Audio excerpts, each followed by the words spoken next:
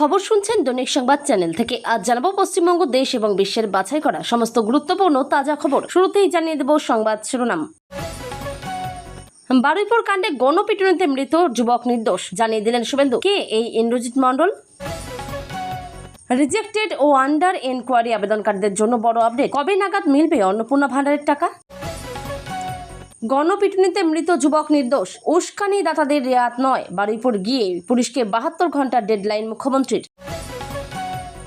বারুইপুরে SP অফিসের নির্যাতিতার পরিবারের সঙ্গে রুদ্ধদ্বার বৈঠক মুখ্যমন্ত্রীর।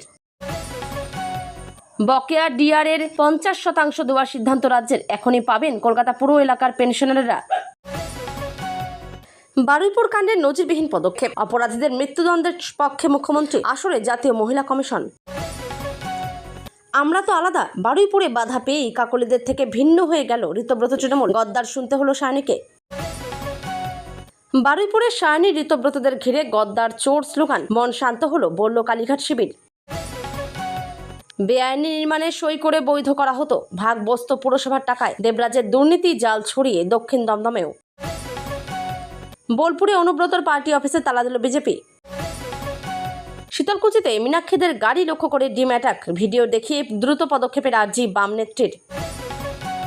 লাল বিপদের প্রতীক নীল সাদা চুরির, এবার থেকে নতুন সরকারি বাসের রং হবে গেরুয়া, ঘোষণা পরিবহন মন্ত্রীর। পাল্টা রাজনৈতিক তরজা, মমতা বন্দ্যোপাধ্যায়ের প্রতিবাদকে স্ট্রিট ড্রামা বলে কটাক্ষ মন্ত্রীর। বুধবার বালিগঞ্জ থেকে হাজরা পর্যন্ত মিছিল করতে পারবেন মমতা, অনুমতি হাইকোর্টের, তবে বেঁধে দিল শর্ত।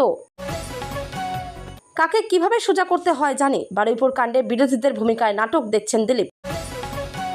চাকরি দেওয়ার নামে প্রতারণা থেকে তোলাবাজির অভিযোগ, কাথির তৃণমূল নেতা আমিন সোহেল গ্রেপ্তার। নরেন্দ্রপুর থেকে বাবা ও নাবালক ছেলেকে অপহরণ, মুক্তিপণ চেয়ে ফোন বাড়িতে, শেষে বিজেপির কার্যালয় থেকে উদ্ধার, গ্রেপ্তার 3। বিদ্রোহীরা মমতার সোনার টুকরো ভাই, কংগ্রেসে থাকলে সারা জীবন চা জল দিতে হতো, কটাক্ষ শ্রমিকের। 1000 জনকে নিয়ে মিছিল করতে পারবে তৃণমূল, শর্ত চাপিয়ে সময়ও বেঁধে দিল হাইকোর্ট। 10 টাকার ক্লিপেই বাজিমাত, ফেরি করে কাশ্মীর ঘুরে এলেন বর্ধমানের বিভূতিবাবু। তুলসীর মালা ও তিলক নিয়ে আপত্তি স্কুল কর্তৃপক্ষের, হোয়াটসঅ্যাপে টিসি পুরুলিয়ার ছাত্রীকে, অভিযোগ থানায়। নেতাজি নগরে নাবালিকাকে শারীরিক নির্যাতনের অভিযোগ, মুখ খুললেন নির্যাতিতার মা, হাত ধরে টেনে ঘরের মধ্যে নিয়ে যায়। কি এমন ছিল রাতারাতি মাটিতে পুঁততে হলো? ওষুধের নামে সেবাশ্রয় থেকে কি দেওয়া হতো রোগীদের? অভিষেকের নামে অত্যন্ত ভয়ঙ্কর অভিযোগ। সৌজন্যে শুভেন্দু শ্রমিকদের নিয়ে শাহের বৈঠকে উপস্থিত পদত্যাগী তৃণমূল সাংসদ সুখেন্দু। রাজ্যসভায় এবার পদ্ম টিকিটে। 2 রাজ্যে 2 সংসার, দ্বিতীয় স্ত্রীকে রেখে 40 বছর পর প্রথমবার সন্তানদের কাছে ফিরলেন মোতাহার। তৃণমূলের ব্যাংক অ্যাকাউন্টের মামলায় সকাল থেকে ইডির হানা, তল্লাশি চার্টার্ড বিমান সংস্থার মালিকের বাড়িতেও। টানা 13 দিন চলবে না একগুচ্ছ ট্রেন, রথযাত্রার আগেই ভোগান্তির মুখে এই রুটের যাত্রীরা। তদন্তে সহযোগিতা করছেন না অভিষেক, হাইকোর্টকে রাজ্য কণ্ঠস্বর, নমুনা সংগ্রহ মামলায় দ্রুত শুনানির আর্জি তৃণমূল সাংসদের। বারুইপুরে নাবালিকাকে ধর্ষণ খুনের অভিযোগে মোমবাতি মিছিল, মুখ খুললেন রাত দখলের অন্যতম উদ্যোক্তা রিমঝিম সিনহা। এবার ভাঙছে কংগ্রেস, 100 কোটির খেলায় নতুন রাজনৈতিক দলের জন্ম দেশে। কাটমানি তোলাবাজির অভিযোগ, বক্সকাটের ভিতর থেকে তৃণমূল নেত্রীকে তুলে নিয়ে গেল পুলিশ। বোলপুরে কেষ্টর অফিসে তালা ঝোলালো বিজেপি, চুচুড়ায় 15 বছরে তৃতীয়বার ঝান্ডা বদল হলো একই পার্টি অফিসের। মুখ্যমন্ত্রীর নির্দেশে বারুইপুরে জানালেন কাকলি ঘোষ দস্তিদার। মিছিল করতে চেয়ে হাইকোর্টের দ্বারস্থ মমতা, তুললেন পুলিশের ছাড়পত্র না পাওয়ার অভিযোগ, মিলল মামলা দায়েরের অনুমতি। বাংলায় এখন আর বাবরের সরকার নেই, মীনাক্ষীর গাড়িতে ডিম ছোড়ার তীব্র নিন্দা বিজেপি সভাপতি শ্রমিকের। এতক্ষণ শুনছিলেন সংবাদ শিরোনাম, এখন আসছি বিস্তারিত খবরে। বারুইপুরে অভিযুক্ত হিসেবে সন্দেহে যে যুবককে গণপিটুনি দিয়ে হত্যা করা হয়েছে তিনি নির্দোষ। মঙ্গলবার বারুইপুরে গিয়ে নির্যাতিতার পরিবারের সঙ্গে দেখা করে এবং তদন্তকারী অফিসারদের সঙ্গে কথা বলার পর এমনই দাবি করলেন মুখ্যমন্ত্রী শুভেন্দু অধিকারী। মুখ্যমন্ত্রী জানিয়েছেন, পুলিশ তদন্তেই জানা গিয়েছে যে গণপিটুনিতে মৃত ইন্দ্রজিৎ মণ্ডল নির্দোষ ছিল। একই সঙ্গে তিনি জানিয়েছেন, ইন্দ্রজিৎ মণ্ডল নামে ওই যুবককে পিটিয়ে মারার ঘটনায় যারা যুক্ত তাদের নাম খুনের মামলায় যুক্ত করা হবে। এই ঘটনাতেও কাউকে রেয়াত করা হবে না বলে হুঁশিয়ারি দিয়েছেন মুখ্যমন্ত্রী।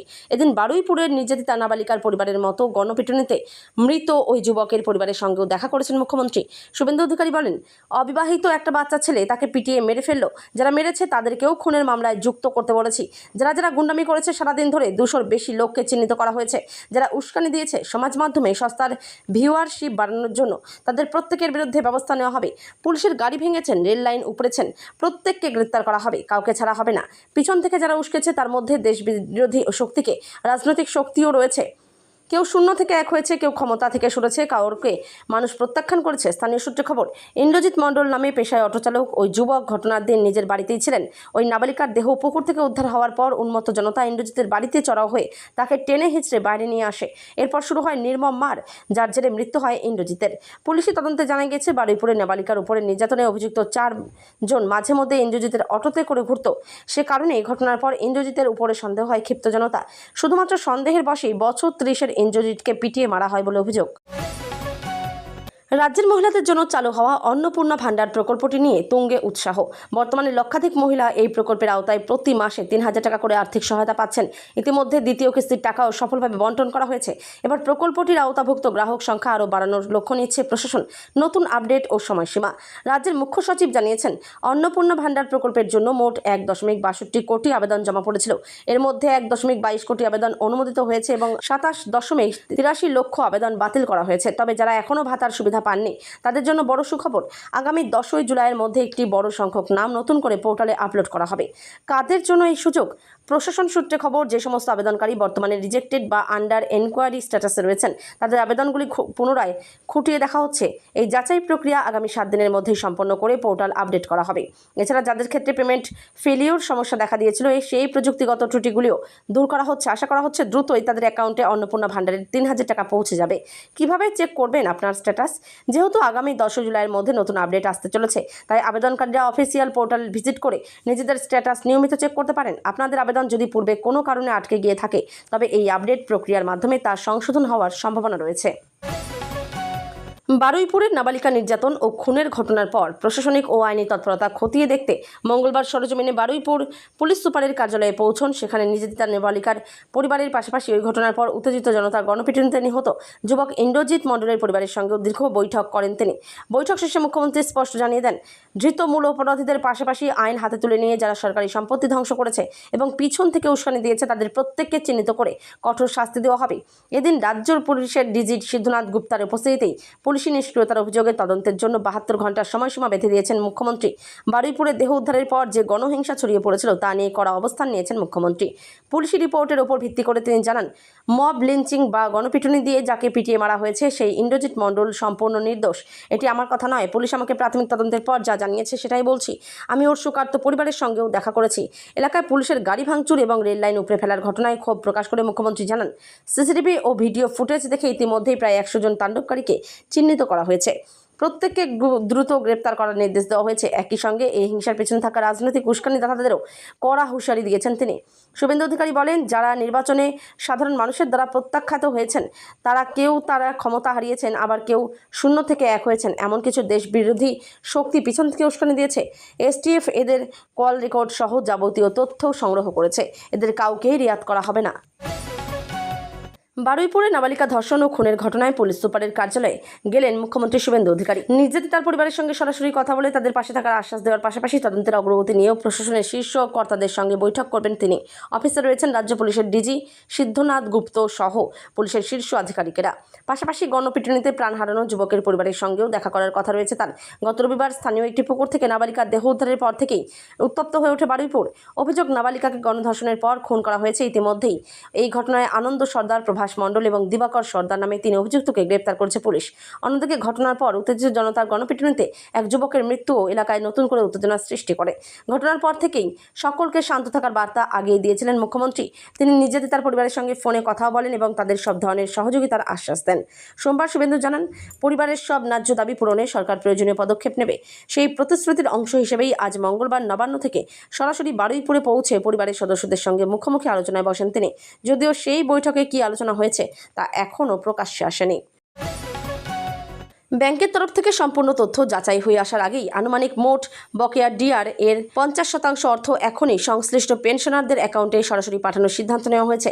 কলকাতা পৌরসভা এলাকার রাষ্ট্রায়ত্ত অন্যান্য ব্যাংক থেকে যারা পেনশন পান তাদের জন্য এবং ফ্যামিলি পেনশনভোগীদের জন্য স্বস্তির খবর দিল পশ্চিমবঙ্গ সরকার। বকেয়া মহার্ঘ ত্রাণ এর এরিয়ার দ্রুত মেটাতে এক বিশেষ বিজ্ঞপ্তি জারি করেছে অর্থ দপ্তরের পেনশন শাখা। বিজ্ঞপ্তি অনুযায়ী ব্যাংকগুলির কাছে অতীতে পেনশন দেওয়ার সম্পূর্ণ তথ্য না থাকায় কলকাতা পৌরসভা এলাকার পেনশনারদের 2008 থেকে 2019 সালের রূপা মেয়াদের বকেয়া মহার্ঘ ত্রাণ আটকে ছিল। সেই জট কাটানো এবং বয়স্ক মানুষদের আর্থিক স্বস্তি দেওয়ার উদ্দেশ্যে রাজ্য সরকার অন্তর্বর্তীকালীন পদক্ষেপ গ্রহণ করেছে।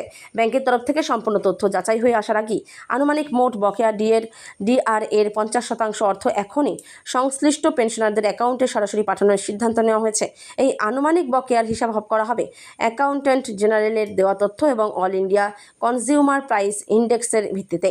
এই পুরো প্রক্রিয়াটিকে স্বচ্ছ, গতিশীল এবং নির্ভুল করতে রাজ্য সরকার WBIFMS এর অধীনে একটি dedicated bank pension management portal চালু করেছে।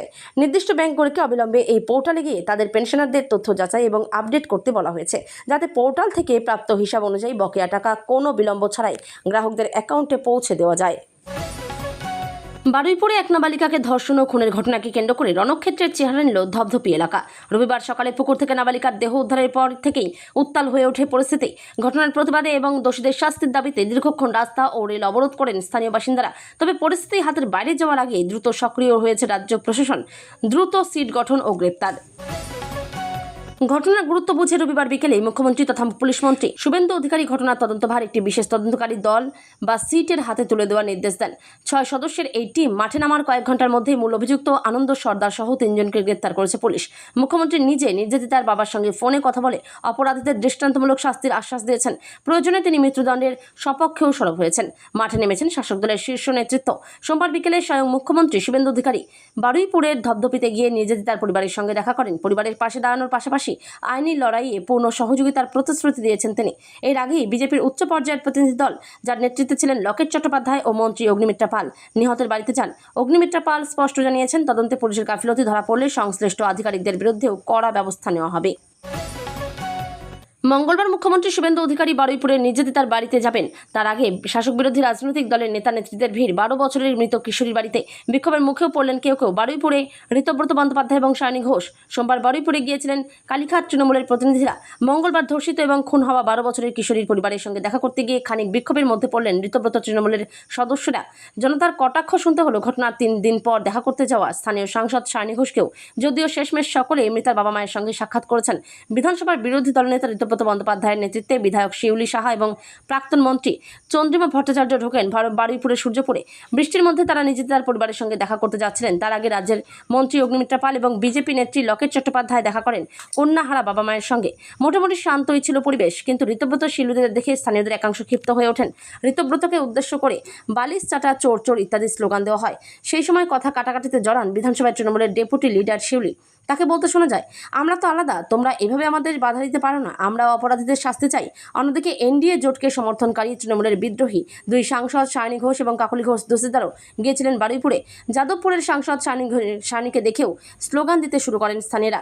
মমতা অভিষেক বন্দ্যোপাধ্যায়ের ছত্রছায়া ছেড়ে 19 বিদ্রোহী সাংসদের সঙ্গে national citizens party of India নামে অচেনা দলের নাম লেখানো সায়নীকে গদ্দার বলে কটাক্ষ করেন কয়েকজন। তাদের মধ্যে এক যুবক বলেন, বারুইপুরে নাবালিকা নির্যাতিতার বাড়িতে সমবেদনা জানাতে গিয়ে চরম বিক্ষোভের মুখে পড়লেন তৃণমূলের বিদ্রোহী শিবিরের হেভিওয়েটরা।